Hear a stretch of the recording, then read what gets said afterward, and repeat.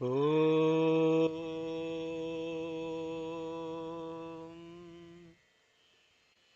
Om.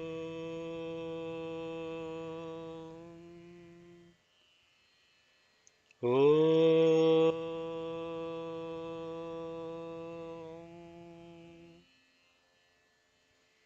शुक्लाम्बरधरं विष्णुं शशिवर्णं चतुर्भुजं प्रसन्नवदनं ध्यायेत् सर्वविघ्नोपशान्तये गुरुर्ब्रह्मा गुरुर्विष्णुर्गुरुर्देवो महेश्वरः गुरुः साक्षात् परब्रह्म तस्मै श्रीगुरवे नमः ॐ श्रीगुरवे श्रीसत्यसायिनाथ श्रीपादुकां पूजयामि नमः ॐ श्री परमगुरवे श्री शिरडि साईनाथ श्रीपादुकां पूजयामि नमः ॐ श्री परमेष्टि गुरवे श्री दत्तात्रेय स्वामी श्रीपादुकां पूजयामि नमः सद्गुरु चरणारविन्दाभ्यां नमः हरिः ॐ मातर्मे मधुकैटभग्निमहिषप्राणापहारोऽद्य मे हेलानिर्मितधूम्रलोचनवधेः चण्डमुण्डार्दिने निःशेषीकृतरक्तबीजदनुजे नित्ये निशुम्भापहे शुम्भध्वंसिनि नाशयाशु दुरितं दुर्गे नमस्तेऽम्बिके ॐ नमश्चण्डिकायै हरिः ॐ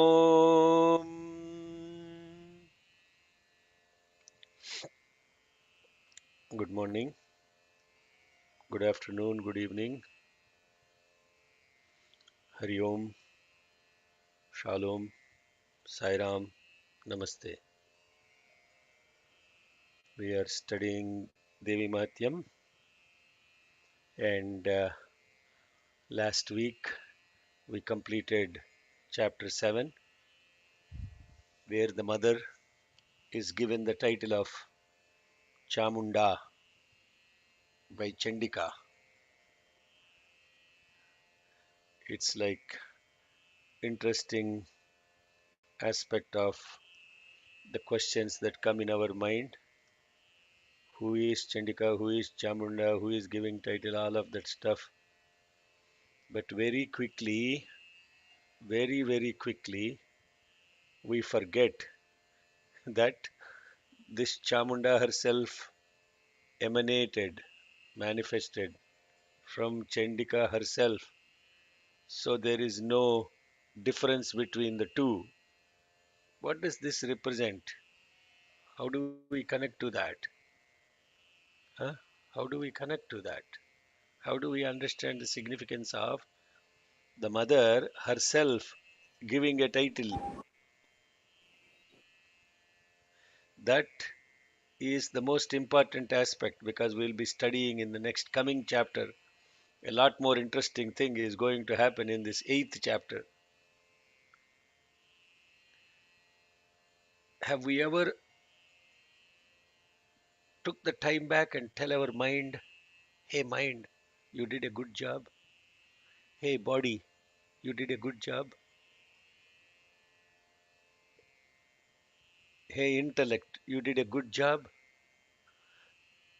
Have we actually understood that our faculties of action, perception, knowledge, doing, undoing, all these things are truly not the self, but they are projected in the self and sentiated by the self? That is the significance. Sometimes this body experience is the same. Something will be said or something will be done that is so profound, immediately it says, oh mind, how did you get that thought? Such a beautiful thought you got. Such a beautiful insight you got. Huh? That is what the mother Chandika did to Kalika in the context of this. Now that you have brought these two, she came and she said, Here are the heads of the two guys in the Yuddha Yajna. Now it is time for you to take care of Shumbha and Nishumbha. Therefore, mother got the title Chamunda, and Chamunda became one of the most beautiful mantras ever. Wow, those of you who are doing Navarna Japa, you should remember this, how the mother actually manifests as the mantra within ourselves to see the diversity but yet not be caught by the diversity. Chamum Viyadadi Samuha Rupam Senam Dati Lati Ladayor Aikyata Dhatte Swatma Sakshatkarena Anaya Iti. This is Chamunda, the entire description of what Chamunda is. Now, Aim Hrim Klim, all of you have been exposed to what Aim Hrim Klim mean, and the Aim Hrim Klim is about the bijas that we are actually chant during the nyasa, and a lot of explanation has been done when we discussed those things. So that with the beauty of now present to this Chamunda and Chendi, Chamundi. That now we get into the eighth chapter of Devi Mahatyam. One of the most, again, there is nothing that is not beautiful, one of the most intriguing and very interesting adhyaya, as we shall see while we chant. Okay. Sri Saishwaraya Namaha Harihi Om.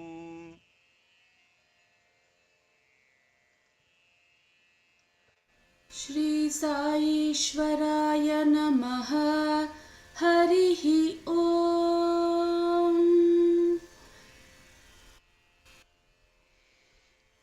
ॐ नमः ॐ नमश्चण्डिकायै ॐ ऋषिरुवाच ॐ नमश्चण्डिकायै ॐ ऋषिरुवाच ॐ नमश्चण्डिकायै ॐ ऋषिरुवाच scale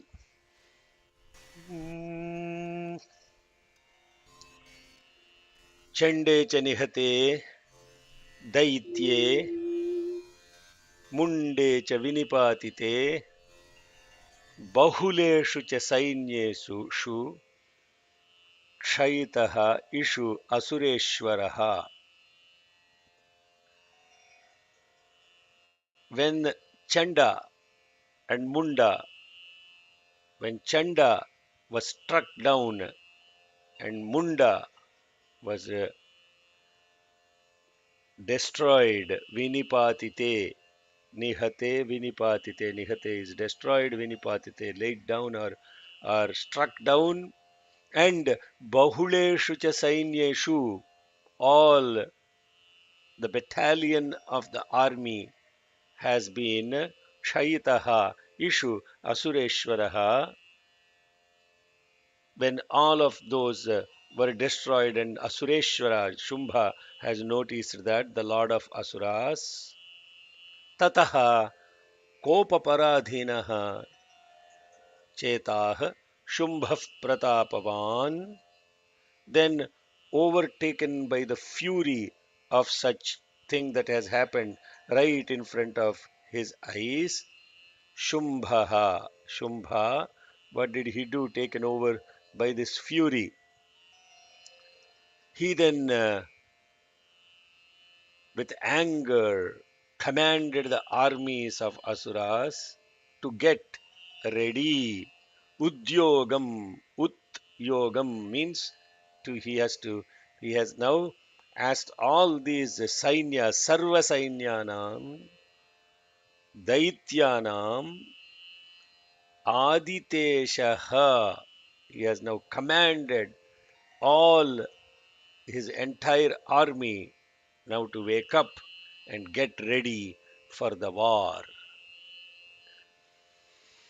Chande च निहते दैत्ये मुण्डे च विनिपातिते चण्डे च निहते दैत्ये मुण्डे च विनिपातिते चण्डे च निहते दैत्ये मुण्डे च विनिपातिते बहुलेषु च सैन्येषु क्षयितेष्वसुरेश्वरः बहुलेषु च सैन्येषु क्षयितेष्वसुरेश्वरः बहुलेषु च सैन्येषु क्षयितेष्वसुरेश्वरः चण्डे च निहते दैत्ये मुण्डे च विनिपातिते बहुलेषु च सैन्येषु क्षयितेष्वसुरेश्वरः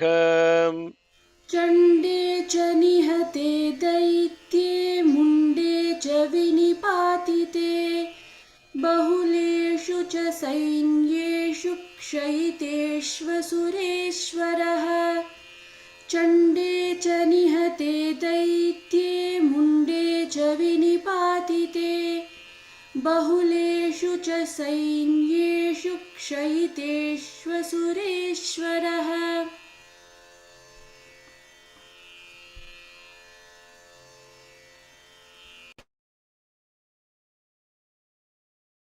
Sairam Shikhaji, you're on mute. ततः कोपपराधीनचेताः शुम्भः प्रतापवान् ततः कोपपराधीनचेताः शुम्भः प्रतापवान् ततः कोपपराधीनचेतः शुम्भः प्रतापवान् चेताह्म. You're chanting in E. You're not chanting in F.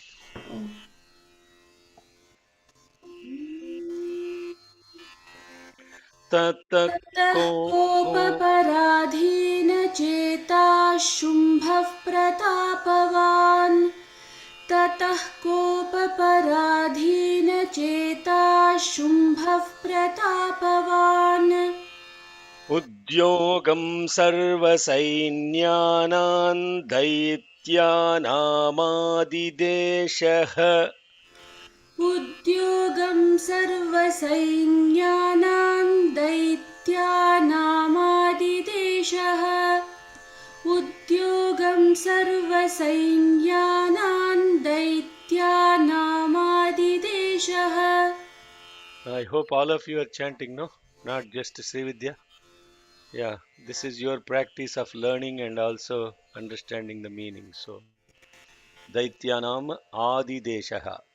So, Daityanam Adideshaha. ततः कोपपराधीनचेताः शुम्भः प्रतापवान् उद्योगं सर्वसैन्यानां दैत्यानामादिदेशः. Sorry, I should not have split in between.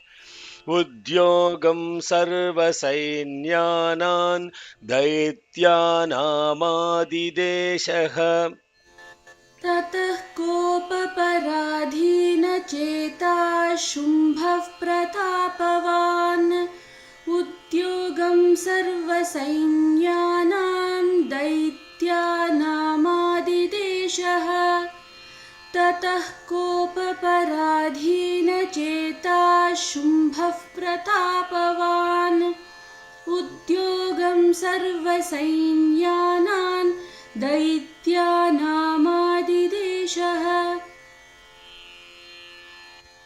अद्य सर्वबलैर् दैत्याः षडशीतिः उदायुधाः कम्बूनां चतुरशीतिर्निर्यान्तु स्वबलैर्वृताः. Then his words as has order. Now let the 86 asuras ready with their weapons and with all their forces, the 86 asuras called Udayudha. Udayudha. They are the 86 asuras. Now, what we are going to look at are different families of asuras. The inner meaning of this, I will get to it later, hopefully tomorrow. So, the first one is the 86 asuras and also Kambus, and with their weapons upheld and all their forces, let all of them go out. Chaturasitihi niryantu swabalair vrtaah, surrounded by the entire forces. Let the Kambus and the Udayudhas, 86 and 54. Adya sarvabalairdaitya षडशीतिरुदायुधाः अद्य सर्वबलैर्दैत्याः षडशीतिरुदायुधाः अद्य सर्वबलैर्दैत्याः षडशीतिरुदायुधाः कम्बूनां चतुरशीतिर्निर्यान्तु स्वबलैर्वृताः कम्बूनां चतुरशीतिर्निर्यान्तु स्वबलैर्वृताः कम्बूनां चतुरशीतिर्निर्यान्तु स्वबलैर्वृताः अद्य सर्वबलैर्दैत्या षडशीतिरुदायुधाः कम्बूनां चतुरशीतिर्निर्यान्तु स्वबलैर्वृताः अद्य सर्वबलैर्दैत्याः षडशीतिरुदायुधाः कम्बूनां चतुरशीतिर्निर्यान्तु स्वबलैर्वृताः अद्य सर्वबलैर्दैत्याः षडशीतिरुदायुधाः कम्बूनां चतुरशीतिर्निर्यान्तु स्वबलैर्वृताः. So, in this particular sloka that we chanted, the meaning can also be interpreted as Shadashitihi as 60, 84, 86. Shadashitihi. Udayudhah means uplifting their ayudhas. Ut ayudhah. Ut means to raised. Ayudha means weapon. The daityas with their full strength. And kambunam, also the kambus. But when we look at the inner meaning of this, you can also look at the different, what we call as Asura Sampradaya, Asura natures that are within us. What they will do is the inner meaning of it, and we'll come to that later. Kambunam Chaturasitihi Niryantu Swabalair Vrtah. And then he continues to say, let the 50 Asura families of Kotivirya, Panchadashaha, that is a 50 family, Panchadashaha of Kotiviryas, Asuranang Kulanivai, belonging to the clan of Asura Kula. Kula is clan. Shatankulani Dhaumranam. And not only that, the Dhaumra Kutumbas, the Dhaumra families that are 100 of them. Let them now nirgachantu, let them go out, mamagnyaya, on my command. So please keep in mind all of this stuff. You have to be listen very keenly to get the names. What Kambus, Kotivirya, now Dhaumraha. So those this is the now we have finished four of the families Udayudha, Kambuhu, Kotivirya, Dhaumraha. Kotiviryani panchashadasuraणां kulani vai. कोटिवीर्याणि पञ्चाशदसुराणां कुलानि वै कोटिवीर्याणि पञ्चाशदसुराणां कुलानि वै शतङ्कुलानि धौम्राणान् निर्गच्छन्तु ममाज्ञया शतं कुलानि धौम्राणान् निर्गच्छन्तु ममाज्ञया शतं कुलानि धौम्राणान् निर्गच्छन्तु ममाज्ञया Yeah, second time you said Agnya. First time you said Agya. Okay. See, this beauty of this practicing is you chant two times, you will actually listen to yourself. Huh? How beautifully that exercise itself of practicing itself is a spiritual exercise, and everything in the body will resist that. Arey, why I should practice, I know all of these shlokas already. I chanted gazillion times this Rudram. How many zillion of times I chanted? Why I have to go to these practice sessions? Huh? So mind will pull you away from spiritual exercise all the time. Instead, a higher mind will look at that and say, how maybe today I will get another beautiful insight from it. Maybe something else will happen. It will look forward to that with enthusiasm, and that is the higher mind, that mind that is drawn towards slumber and resists following anything and doesn't want to surrender. That's the lower mind. Please notice this within ourselves. When you notice this yourselves, the Devi will actually start filling you with herself, the supreme consciousness. You can call her Devi or Mahadevi or Mahadeva, whatever name you like. So, So, as I was noticing her, first time she said Mama Agyaya, then immediately second line she chanted Mama Agnyaya, Agnya. It is not Agya or Agnya or So, lot of people in different languages chant that Gnya, Gnya in different ways. Gnana is one famous fellow that we all know from Telugu, used to say in movies. Gnana. Some people say Gnana. Some people say Jnana. Jnana. Some people Jnana. You know what accent that is? Huh? It is not Jnana. It is not Gnana. It is Jnana. Jna. Jna. Shatankulani dhaumrana nirgachantu mamagnyaya. Kalaka daurhrida maurvah. Kalakeyah tatha surah. Now he is now declaring more families of this Kalaka, Daurhrida, Maurva. huh? It's also said as Maurya, Maurva, Maurya, Kalakeyaha, Kalakeya. All these are different clans of Asuras. Kalaka, Daurhrida, Maurva, Kalakeya, Tadhasuraha, Yuddhaya Sajjaniryantu. Agnyaya Tvarita Mama. Sajjaniryantu. Immediately they should get up and take up the war following my command. They should get ready for the battle.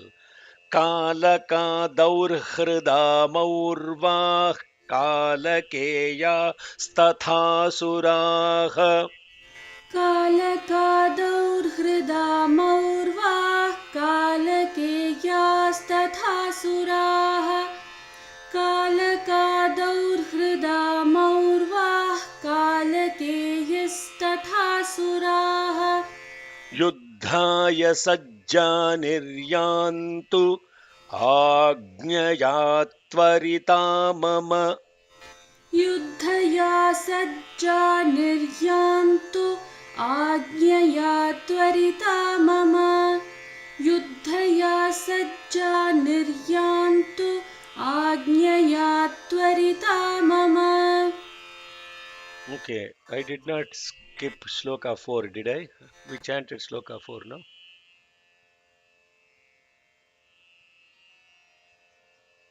Yeah, I Yeah, thought we we. did. Huh? We did. Okay. All right. Because I think Delimit. we did 1 and 2 together. Yes, So, yes. Okay. Just want to make sure somebody posted Sloka 4 chant. So obviously he took a nap during that time. So, okay. Then, okay, we'll chant this full shloka one more time.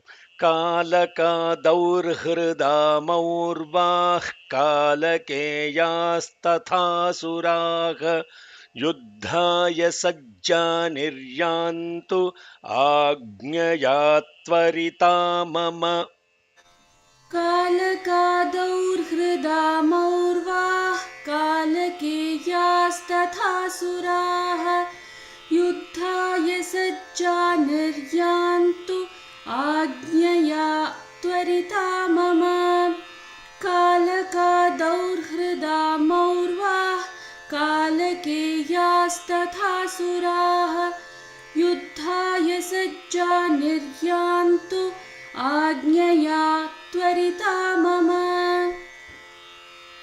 After giving these orders,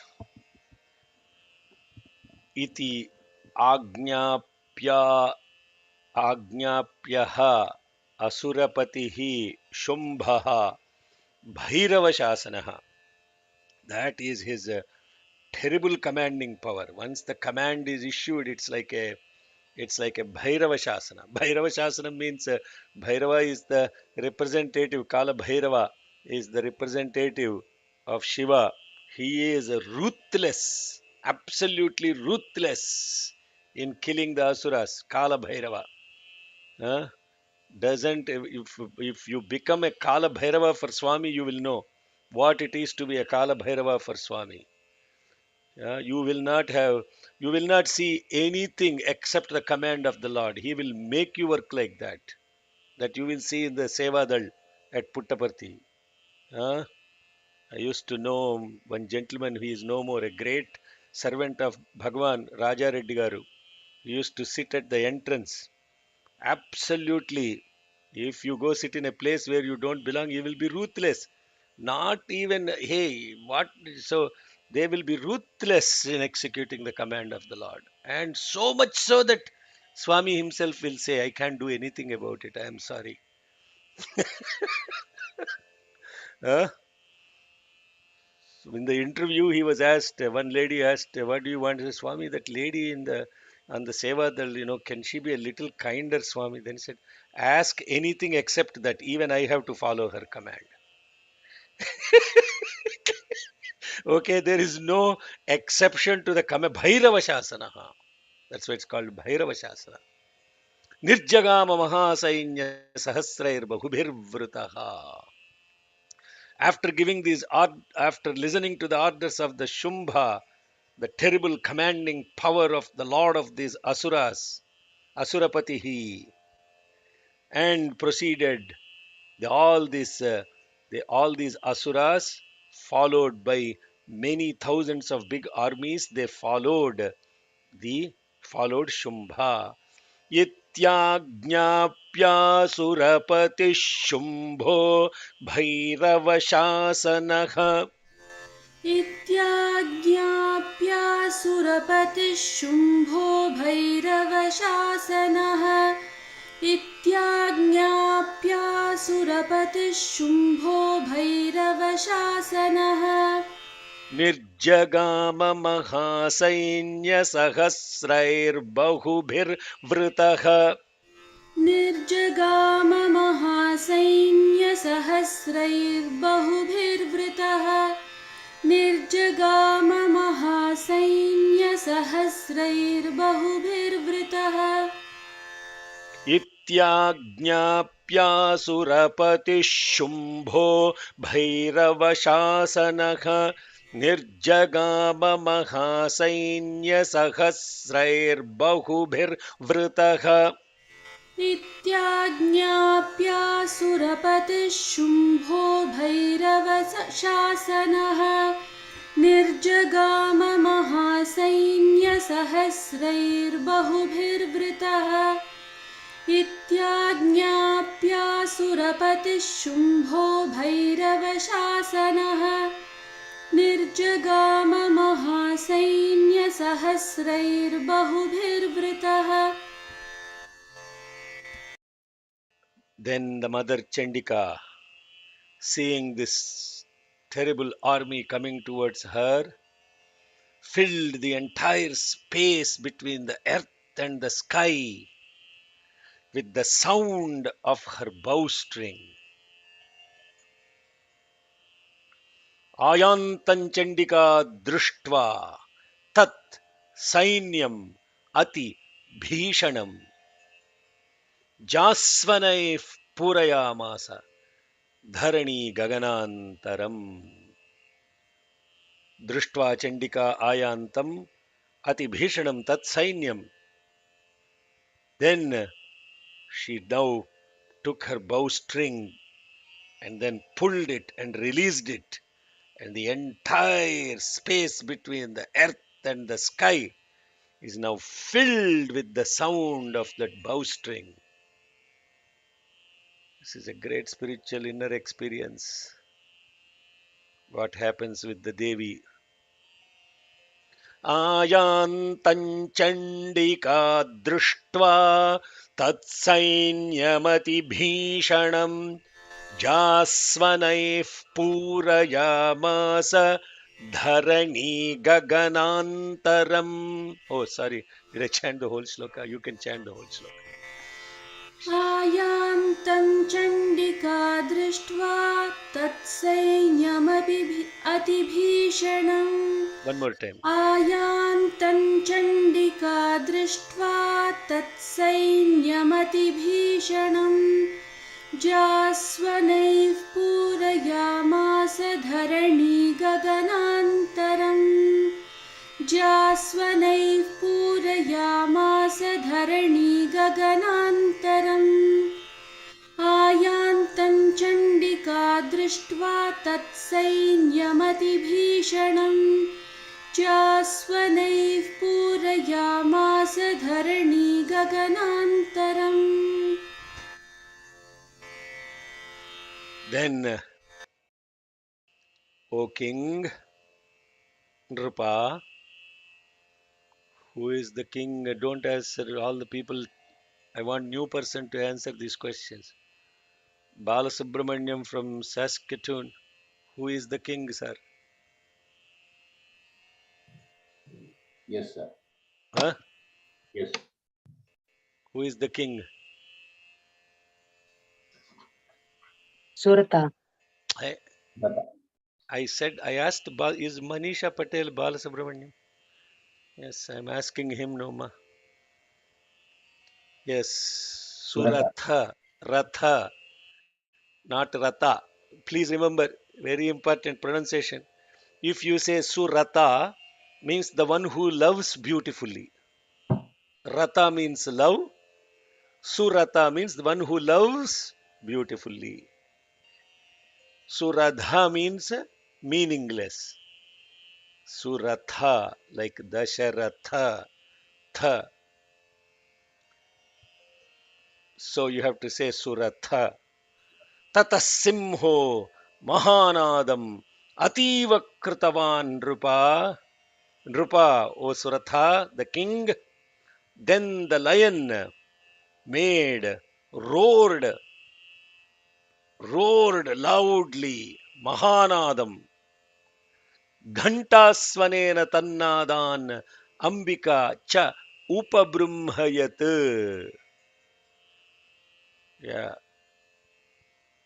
Then mother used her bell, and the bell sound had subdued the sound of the roar of the lion. Oh my God. Huh? You are like listening to the story and thinking all of this stuff. This is an inner spiritual experience of when you actually give up your personality and let the mother feel it.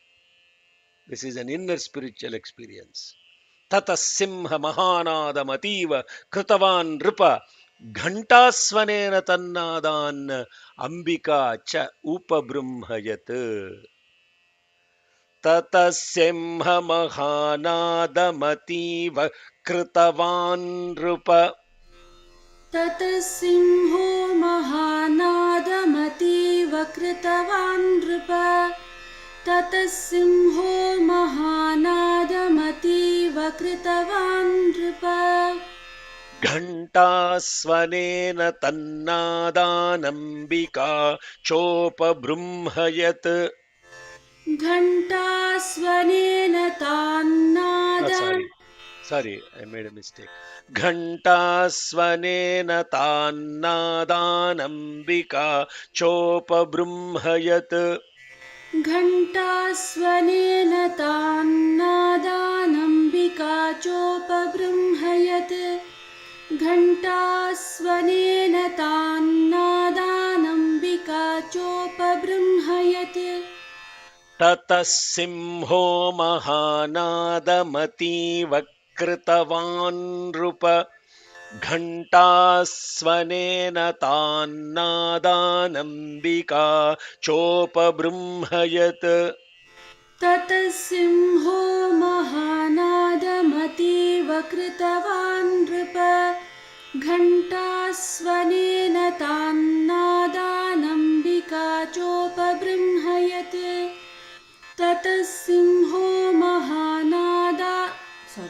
ततः सिंहो महानादमतीव कृतवान् नृप घण्टास्वनेन तान्नादानम्बिका चोपबृंहयत् Okay, how many sounds we have so far?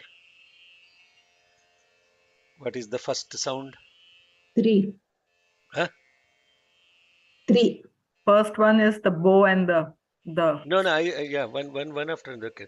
First is the bowstring. What is the second one? lion roar, Lion roar. What is the third sound? the bell, The bell. Now three sounds.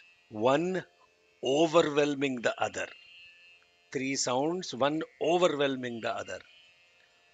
And now the fourth one now. The fourth one is from Kali. Dhanuhu. Dhanuhu ja. Ja means the string. Dhanu means bow. Ja. That Dhanurja Simha Ghantanam Nadapurita Dingmukha that are filling the entire space. Ninadair Bhishanai Kali Jigye Vistaritanana. Kali, the mother, overwhelmed the sound of the bowstring, the roaring sound of the lion, and the sound of the bell, with the sound coming from her mouth that is wide open, Vistaritanana, which filled all the quarters.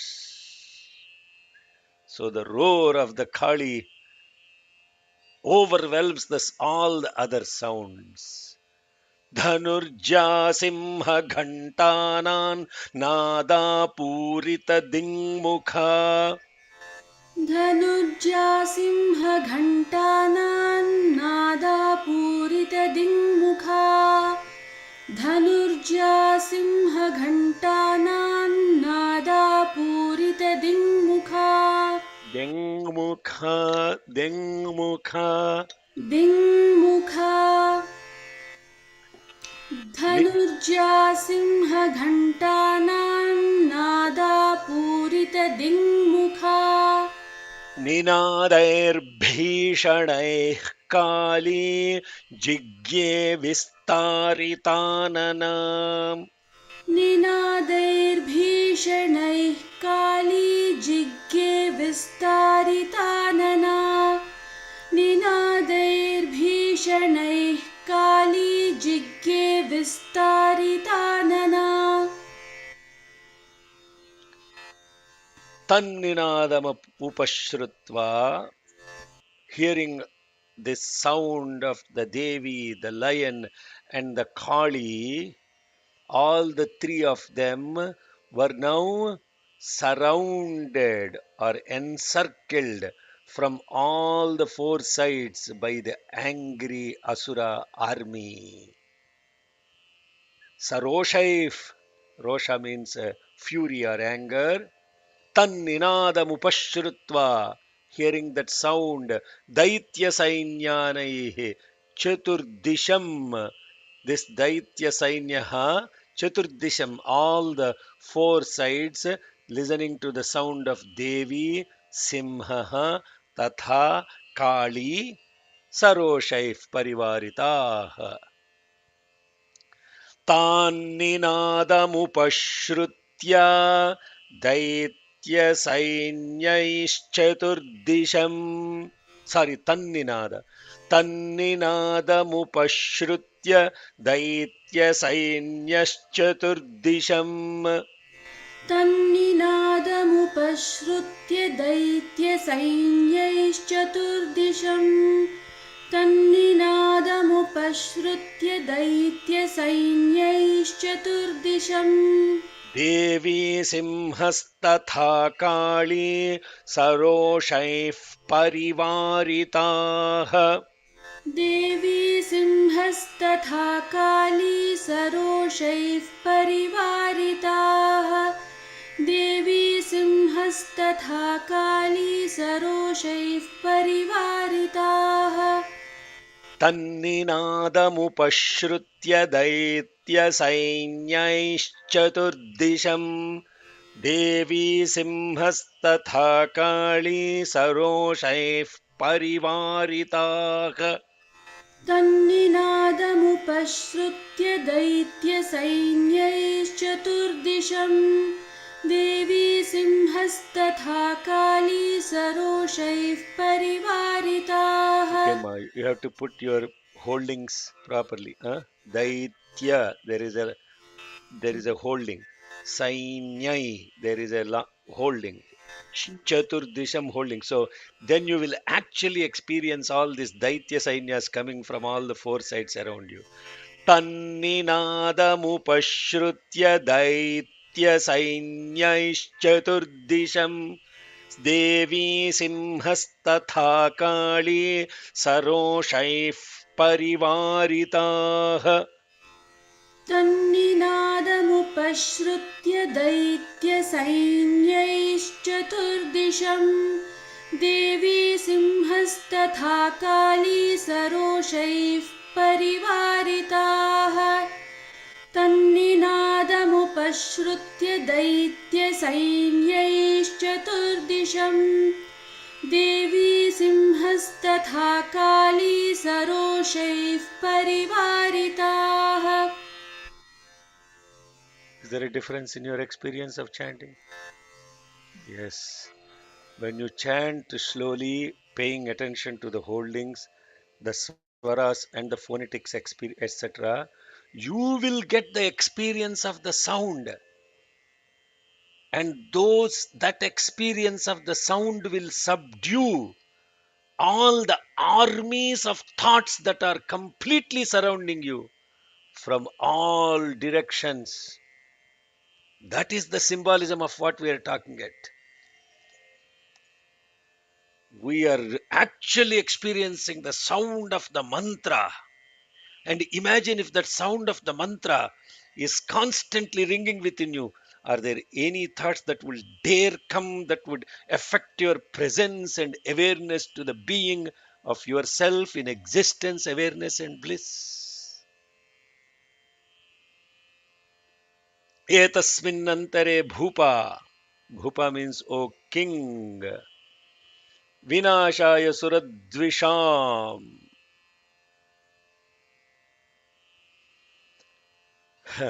Bhavayam Bhavayamarasimhanamativiryabalanvitaha.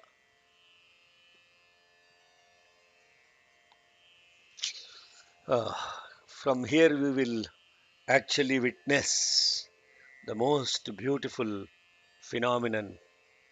Most beautiful phenomenon is going to happen.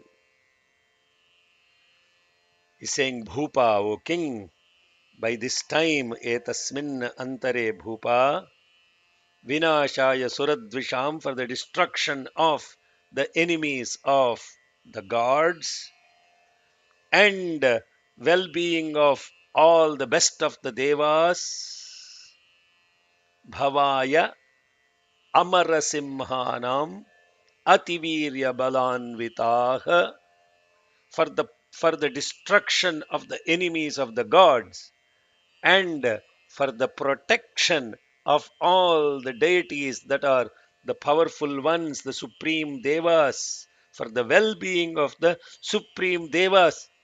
When you hear that, what rings in your head? Huh? What Bhagavad comes? Gita. Huh? Bhagavad Gita. What slokam? Dharma samsthapanarthaya, that Eh, one. ne- eh. What is protection of good? परित्राणाय साधूनां विनाशाय च दुष्कृतां धर्म संस्थापनार्थाय संभवामि युगे युगे.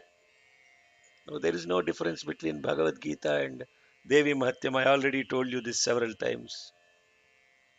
Because Kali is Krishna, Krishna is Kali. There is no difference between Narayani and Narayana. They are one and the same.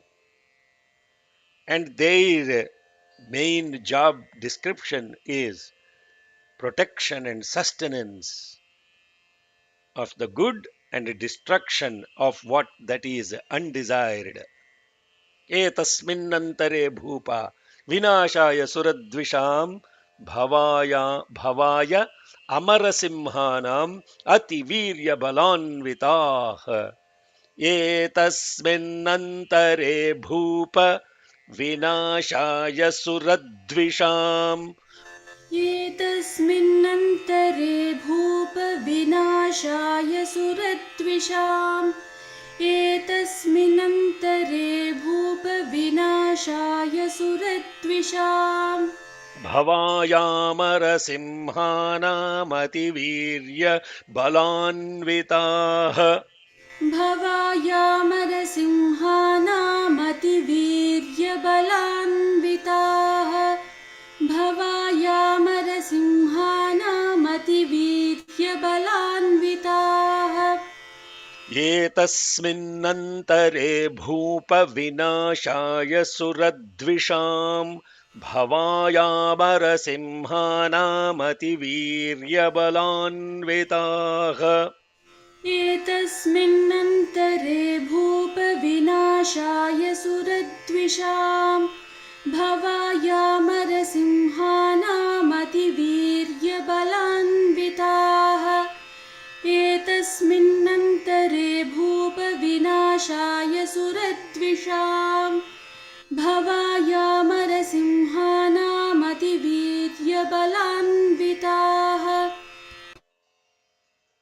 And for that sake, for the sake of protection of the supreme beings, and for the destruction of the enemies of such supreme beings, from the bodies of Brahma, Isha, Guha, Vishnu, Indra, Shakta,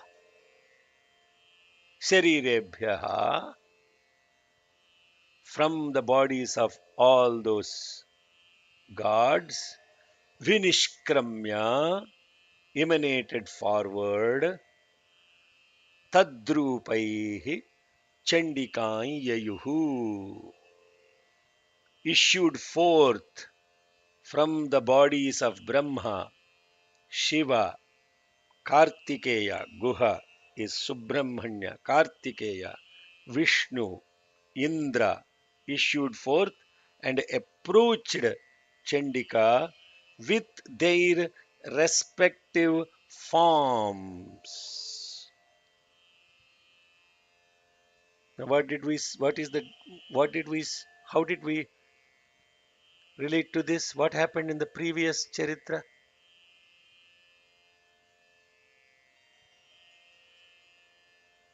Nobody remembers what happened in the previous Charitra? Yeah, from the bodies of all the devas came forth Devi in chapter 2. Chapter 2, what happened? From the bodies, the light emanated, and then what happened? That took the form of a That Devi. took the form of the Devi. Here, what is happening?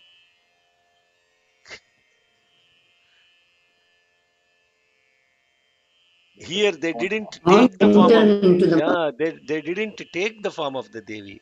Now they are approaching Devi. So, their respective forms as the female, the divine feminine energies present in Brahma, Shiva, Kartikeya, Vishnu, Indra issued forth and now are approaching Devi Tadrupaihi Chandikanyayuhu. So the Shakti within us is the feminine. That is what we need to understand. The power within us is feminine. And all this nonsense about gender equality is total utter nonsense. It has no spiritual significance at all. Even to say that one is greater than the other, which is Shiva and Shakti, are different from each other, is absolutely blasphemy of spirituality. You should not even entertain the thought. I'm not saying that socially there is no discrimination. I'm not saying that. But spiritual people should not give energy to those thoughts. You understand that the Shakti within us, the power within us, is that of the Divine Mother. Now, when you live this, when you look at this shloka, there is a shloka in first chapter which Brahma says. What is that?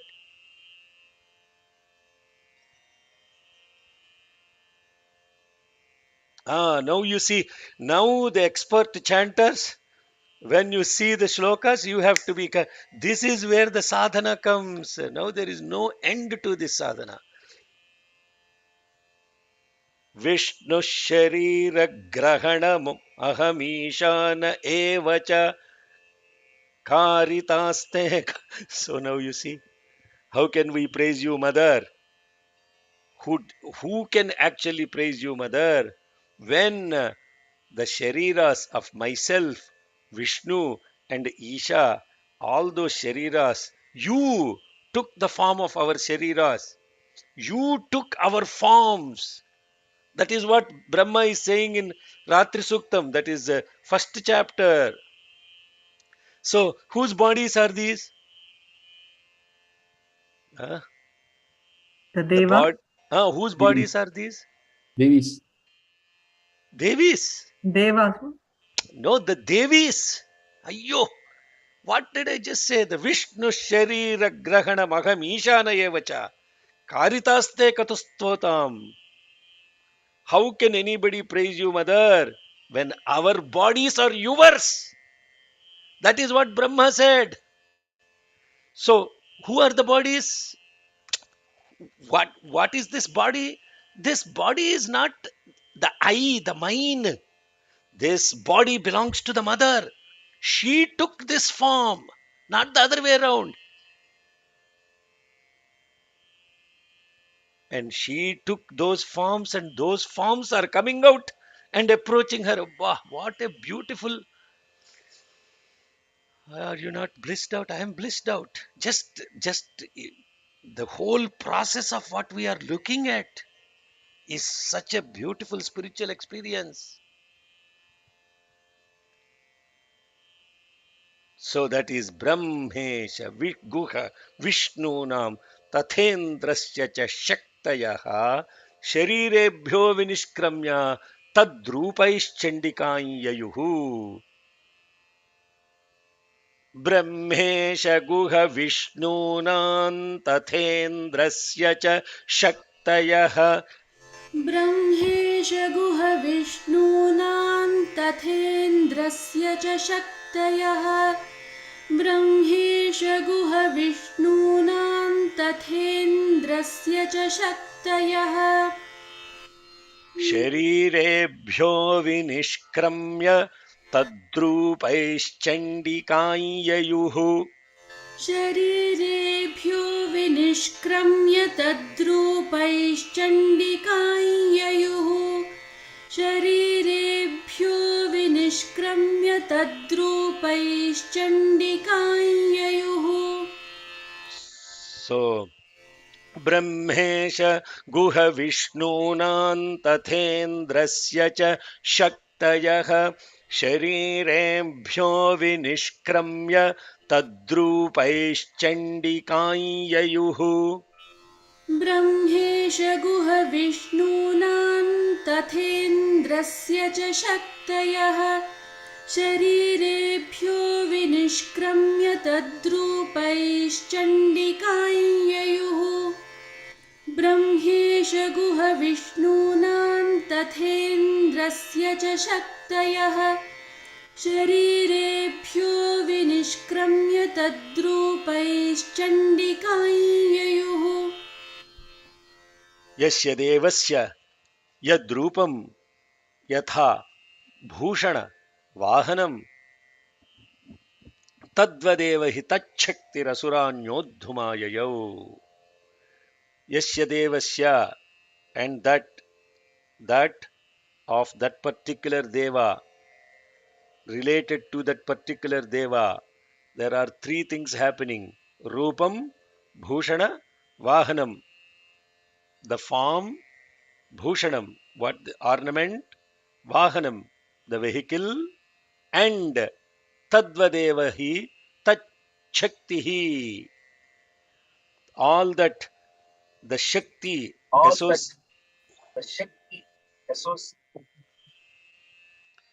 the shakti associated with that particular deva emanated to fight with the asuras. यस्य देवस्य यद्रूपं यथा भूषण वाहनम् यस्य देवस्य यद्रूपं यथा भूषणवाहनम् यस्य देवस्य यद्रूपं यथा भूषणवाहनम् तद्वदेव हि तच्छक्तिरसुरान्योद्धुमाययौ तद्वदेव हि तच्छक्तिरसुरान् योद्धुमाययौ तद्वदेव हि तच्छक्तिरसुरान् योद्धुमाययौ यस्य देवस्य यद्रूपं यथा भूषणवाहनम् तद्वदेव हि तच्छक्तिरसुरान्योद्धुमाययौ यस्य देवस्य यद्रूपं यथा भूषणवाहनम् तद्वदेव हि तच्छक्तिरसुरान् योद्धुमाययौ यस्य देवस्य यद्रूपं यथा भूषणवाहनम्